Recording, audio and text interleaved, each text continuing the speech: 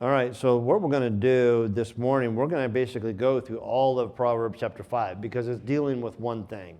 It's got one subject matter that we're going to talk about, and it's referring to that subject matter in verse number 3.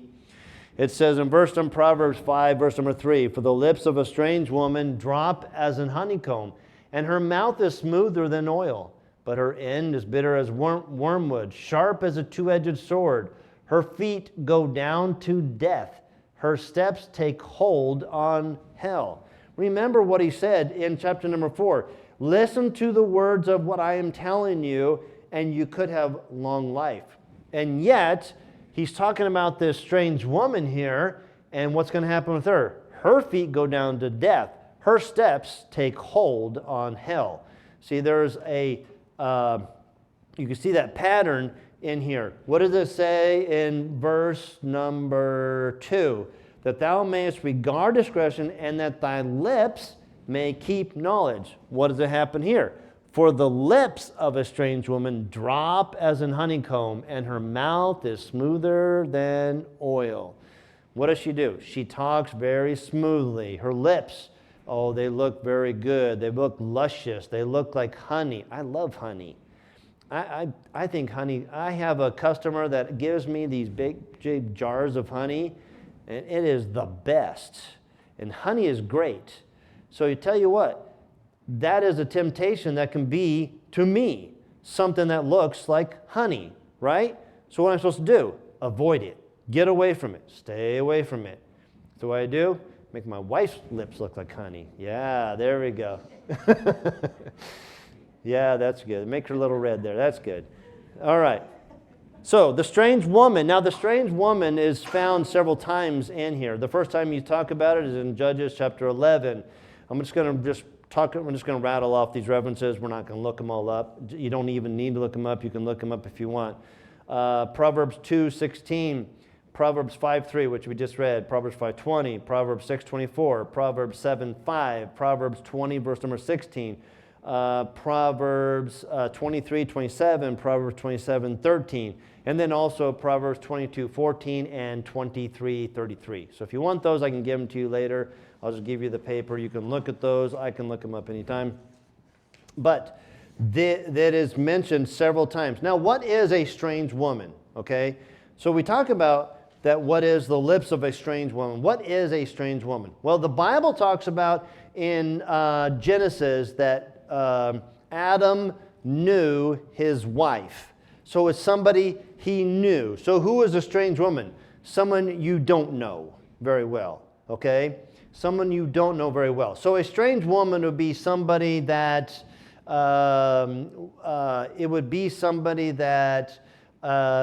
is not my spouse. Okay, and somebody that's not my wife, that is somebody that's else in the world. That would be a strange woman. Okay, now let's look at the characteristics real quick of what a strange woman is. Now I don't have all these verses up there, so we're going to look these up real quick and go through these. Okay. So what is the characteristics of a strange woman? So most of these are in Proverbs. In fact, we'll probably just stay in Proverbs is what we'll do, and I'll just mention the other ones that are not in Proverbs, okay? So if you want to follow with me, go to Proverbs chapter 2 first. Look at Proverbs chapter 2, verse number 16.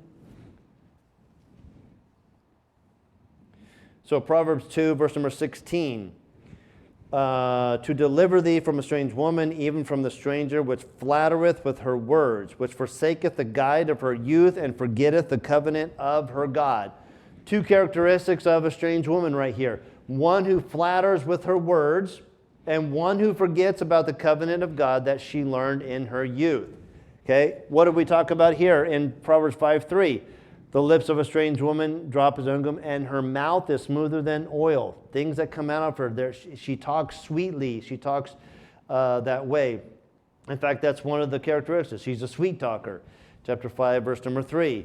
Proverbs 5, verse number 5, which we also read here. Her feet go down to death. Her steps take hold on hell. Okay? That person, that strange woman, is on their way to hell. Basically. They are on their way to destruction. Look at chapter 2, verse number 18. For her house inclineth unto death, and her paths unto the dead. None that go unto her return again, neither take they hold of the paths of life. Everything about a strange woman always leads to destruction, leads to death, leads to hell. They talk sweet talk. Doesn't lead to life, if you will. Now go over to Proverbs chapter 7. We've got a few more here we'll look at. Proverbs 7, look at verse number 4. Say unto wisdom, Say unto wisdom, thou art my sister, and call understanding thy kinswoman, that they may keep thee from the strange woman, from the stranger which flattereth with her words. One who is not wise, this person is not a wise person, if you will. Look at Proverbs chapter 7, look at verse number 25. Let not thine heart decline unto her ways, go not astray in her paths. And one that will lead you astray. Look at verse number 26. For she hath cast down many wounded, yea, many strong men have been slain by her. One that will destroy men. And look at one more. Look at Proverbs 14, verse number 12. Proverbs 14, verse number 12. There is a way which seemeth right unto a man, but the end thereof are the ways of death. One that provides temporary happiness, but blinding you to the truth. Okay? Listen. The strange woman, and go back to Proverbs 5, the strange woman in Proverbs chapter 5 is not somebody that you want to be a part of, okay? It is not somebody you want to be a part of. And the thing is, 1 Kings chapter 11, 1 and 2 says, But King Solomon loved many strange women, together with the daughter of Pharaoh, woman of the Moabites, Ammonites, Edomites, Zidonians, and Hittites, of the nations concerning which the Lord said unto the children of Israel, You shall not go in to them, neither shall they come in unto you, for surely they will turn away your heart after their gods. Solomon clave unto these in love. You understand, it is Solomon trying to teach his children to stay away from strange women, and yet he himself could not do it. He himself got tangled in with the strange woman. Listen, the Bible talks about the strange woman. This is what we're talking about almost all the way through. Proverbs chapter 5 is the strange woman all the way through. And it is not somebody you want to be a part of. All right. Next, we'll move on, okay? Next verse. Proverbs 5, verse number 6, okay? Lest thou shouldest ponder the path of life, her ways are movable, that thou canst not know them. Basically telling us that the ways of a strange woman has many avenues to try to get you to fall. Many ways to deceive you, many ways to take those lips and to tell you sweet things that you want to hear, and yet you will fall for sure. Okay, let's go ahead and move on. Verse number 7. Hear me now, therefore, O ye children. There he goes again. Listen, all the way through chapter 4 and chapter 5, he said, listen, pay attention to what I'm saying. Pay attention, pay attention, pay attention. And yet, Solomon himself could not do what he actually told his son to do. He still fell, and then Rehoboam did the same thing. Hear me now, therefore, O ye children, and depart not from the words of my mouth. Listen, we have to understand that these are the word. God has given us his word. The creator of the universe gave us the words that he wants us to know. And you know what we need to do? We need not to depart from the words that he's given to us. Depart not from the words of thy mouth. Verse number 8. So for 7. This is a warning he gives us in chapter 5, Proverbs 5:8. Remove thy way far from her, and come not nigh to the door of her house. Don't even get close. Stay away. Remember what he said over in chapter 4, verse number 15. Avoid it. Pass not by it. Turn from it and pass away. Don't even get close. Don't even engage in conversation because you'll be enticed. Don't even get close. What happened when Joseph in the Old Testament and Potiphar's wife decided that she wanted some of Joseph, and Joseph went around all the time trying to stay away from her. Listen, she went after him over and she kept talking sweet words, and what'd he do? He said, no, I got to go. He started talking and he goes, I got to go. And so what happened is he would go into the door and he would look, see her there, close the door and walk away. He would not even go into the same room with her. Finally, one time she caught him in by herself and he ran and she grabbed his cloak. And because he ran out, then she called rape and said that he did all this stuff, and then he got put in jail and so forth and stuff like that. But he did the right thing. He did what he was supposed to do. You understand that Joseph could have been with Potiphar's wife anytime he wanted, and probably nobody would know. But you know who would know? God. God always knows. God always sees. God has his eyes all over the place, and he knows what we do. We heed the warning that God gives. Now, verses 9 through 11 are consequences. The consequences are given in 9 through 11. Lest thou give honor unto others, and thy years unto the cruel, lest strangers be filled with thy wealth, and thy labors be in the house of a stranger, and thou mourn at the last, when thy flesh and thy body are consumed. All right, let's look at 4 different consequences that are given here. First, number 1, lest thou give thine honor unto others. Dishonor. You go with a strange woman, guess what? There's dishonor involved.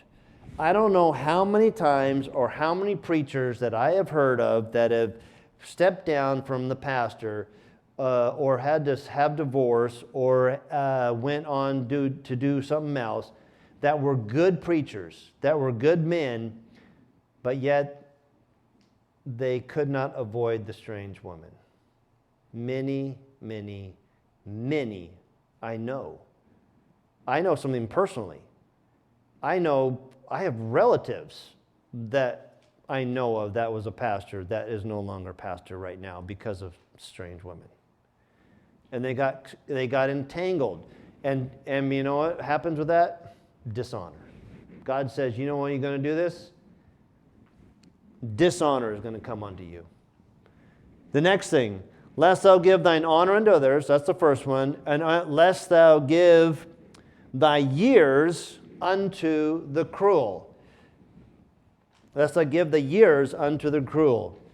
Through his misbehavior, a man may fall into the clutches of an evil man or women.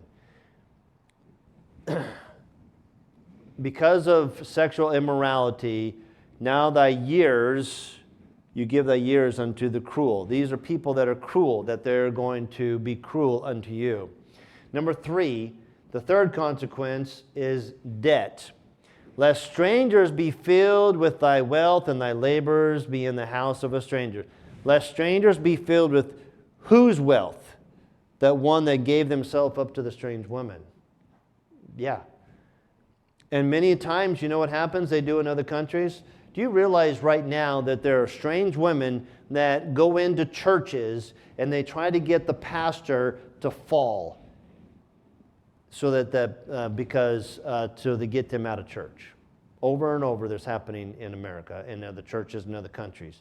You know, they do the same thing in other countries. They send these women into these pastors and they try to get them into compromising positions and try to get them into things that they shouldn't be in. And you know what happens? They get dishonor, they get left to the cruel, and sometimes their wealth their money goes to them because now they blackmail them or whatever. They do that all over the place. Now the last thing here, so now we have dishonor and you being left to the cruel, and then you give your wealth over to them. And then last thing, and thou mourn at the last when thy flesh and thy body are consumed. You know, one of the I looked up the statistics of sexual transmitted diseases right now in America. Do you realize it goes up every year? Every year. And you know it's in the millions of how many have sexually transmitted diseases. Why? Well, you said you came in contact with a strange woman. You lost your honor. You got put into the hands of the cruel. You lost your money, and you know what happens? Now you got disease. Now you have disease because of it. Now, this isn't saying that this is what you're going to have. This is for sure, but this is what you could have. This is what could happen to you. This is what could happen for sure. All right, let's go ahead and move on. Verse number 12 and 13. And say, how have I hated instruction, and my heart despised reproof, and have not obeyed the voice of my teachers, nor inclined mine ear to them that instructed me. So after you've gone through all of that, after you've given in to the strange woman, now what do you have? You have despair. And you're thinking, how is it that I hated instruction at the time? My dad gave me the words, stay away from strange woman, and I didn't do it. My heart despised reproof, and have not obeyed the voice of my teachers, nor inclined mine ear to them that instructed me. How is it that I did that? How stupid am I? Oh, way too often I think of things. Now, how often, and maybe you guys do the same thing, maybe you guys don't, but often I'll come up and a thought will come in my head of something that I have said. Maybe it wasn't bad, it was just stupid. And I'm thinking, why did I say that? And that's been like 20 years ago now when I said it. I'm thinking, why did I do that? And it still comes to my mind of the things that I thought. You understand? We get into this type of situation, you can't forget it. You can't forget it. If what happens a lot of times, especially I've heard of some of the pastors that I know, they can't stay married to their wife. They divorce. Now they can't be pastor anymore. Some are still pastors. Some will pastor in different type of churches and stuff like that. And they'll still become pastors and do stuff like that. But you know what? It's never forgotten. Never forgotten. But there is a God in heaven that does forgive our sins. Isn't that a wonderful thing? Because guess what? We make mistakes. We do dumb things. We say stupid things. And guess what? I remember it. But my God in heaven, He says it's as far as the east is from the west is what He forgives. All right, let's go ahead and move on. Look at Proverbs 4, verse number 14. I was almost in all evil in the midst of the congregation and assembly.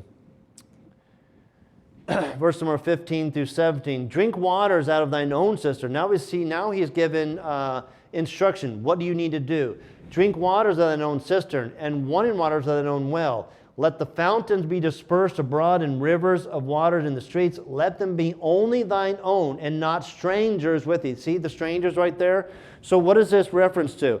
This would be in reference to like drink waters of thine own cistern. Stay with the spouse that you have. Don't move on from the relationship that you have. Maybe there's some issues with the relationship, but don't move on from them. Stay with the spouse that you have. Don't look on to think something else is going to be greener pastures. Oh, well, something else is going to be better. This is going to be, the sex is going to be better. The kissing is going to be better. The person that I'm with is going to be better. My spouse that I'm with, I just argue with them. I have issues with them. They do this. That bothers me. They do that. You know what? There's a lot of things that we can go to the Word of God for, and God can help us in all of our situation. But you know what He always says? Don't go to the strange women. The pastures are not greener over there. Stay where you are, is where you need to be. It is not about moving on and looking at something that's better. I was listening, I don't have all the statistics exactly, but I was listening to a preacher, and he was preaching. He said there was up in Chicago, there was a newspaper, and they did a study on those that are promiscuous and those that stayed married. And which one are you going to have more joy in? those that stayed married actually had more joy than those that were promiscuous and went from partner to partner to partner. And it was always true in every case. In every case. Always going to be true in every case. Stay with the partner. Stay with your own cistern, running waters out of your own well. Don't move on from where you're at. Verse number 18 and 19. Let thy fountain be blessed, and rejoice with the wife of thy youth. Let her be as a loving hind and pleasant roe. Let her breast satisfy thee at all times, and be thou ravished always with her love. God gave man and woman the ability to have sex and to be together in a way that was pleasurable and yet that was honorable in the marriage relationship. And it will always be honorable in the marriage relationship with the right woman and with the right man. And it is never going to be honorable to go on to the stranger, if you will. Okay? Verse number 20. And why wilt thou, my son, be ravished with a strange woman, and embrace the bosom of a stranger? Listen, after all that he said, all of the consequences that you have, and giving you the good advice, then he gives this thing, goes, well, why would you do that? It's like going, duh. What's the best way? Duh. Stay with the right place. Don't go over there. Do the right thing. Stay on the right path. Don't go on this path. Remember, it's all about choices. Remember, all through Proverbs, we're going to talk about choices, and we're talking about a path that we're going to take all the way through. Why would you do it? Why would you go and embrace a stranger? Look at verse number 21. For the ways of man are before the eye of the Lord, and he pondereth all his goings. You understand? God sees everything we do. I can do something that my wife will never know and she'll never find out. But God knows. God does know. So you know what? I don't want to dishonor my wife or my God by doing and going with a strange woman. I always want to try to stay, and well, like the verse says, with your own cisterns and your own ways. Let's see, verse number 22. His own iniquity shall take the wicked himself, and he shall be holden with the cords of his sins. His own iniquity shall take the wicked himself. Listen, we will sin. God will forgive, but yet, if we don't have to go down that path, we can still do the right thing. We stay on the right path. That's the best way to do things. 23, he shall die without instruction, and in the greatness of his folly he shall go astray. This is what happens to the person that does those things. For the ways of man are before the eyes, and pondereth all his goings. His own iniquity shall take the wicked himself, and he shall be holden with the cords of his sins. He shall die without instruction, and in the greatness of his folly he shall go astray. James 1:15 says, Then when lust hath conceived, it bringeth forth sin, and sin, when it is finished, bringeth forth death. Listen, there is a right path and there is a wrong path, okay? He is very clear here of what path you want to stay on. There is the strange woman. The strange woman is one that is not meant for us, okay? It is one that we do not know. Listen, even in Corinthians, the Bible talks about being unequally yoked together with unbelievers. Okay? It is one thing for us to be with somebody. See, way too often, and I've heard of people doing this, is they'll get married and they go, well, they're not saved, but I can change them. I can change them. No, that doesn't happen. You don't get married to change somebody. God changes people. I do not change people. I cannot change my wife. She's going to be who she is no matter what I tell her to do. She doesn't listen to me at all. I'm sorry. She knows. No, she's going to be her own person. You have to understand, we're all our own people. We're going to make our own choices. We're going to do our own thing. We have our own thoughts. We have our own feelings. We have our own things that we do, our own little tics that we do. I try to stop biting my nails. That drives me nuts. So you know what I have to do to stop biting my nails? I have to bring a file with me wherever I go so I don't bite my nails. Because what happens is I'm going, oh no, that's sharp. And I do like this all the time. She hates it when I do like this. And I rub it on my face to see if it's sharp. And she goes, stop doing that. So I rub it on my face to see if it's sharp. So then if it's sharp, I have to take a file or I take clippers and I have to clip them. Why? Because I don't want to bite my nails. Because what happens when I bite my nails? I bite them too short. And then I pull them and then they bleed. And I get them into the quick. And I hate that. So I have to stop doing that. And so my wife tells me, stop doing that. And then I have to stop doing that. So you see there's a path that we each take. Nobody's perfect. Everybody's got little idiosyncrasies. Everybody's got the thing. But we have to trust God that He knows what He's doing. We have to trust God to give us to the right spouse, to the right person that we need to be with. And He will put us with the right person. And don't think that, well, I'm okay. Think about the example of Abraham and Sarah. And God told him, you're going to have a son. He's going, my wife's not having kids. My wife's not having kids. We're getting older and older. And Sarah's going, okay, why don't you go ahead and go with my handmaid? So what does Abraham do? Well, okay. So he does. So he marries her. And they have children. God says, that's not what I wanted. God didn't even recognize him as his son if you actually look at the Bible. He does not even recognize him as the chosen son that Abraham was supposed to have. So he took and he went the wrong direction. Stay, follow God, stay and do the right things. Follow the path that God wants you to have. It's a path that's going to lead you to long life, to prosperity, to some things that God wants you to have. The strange woman, it leads to death.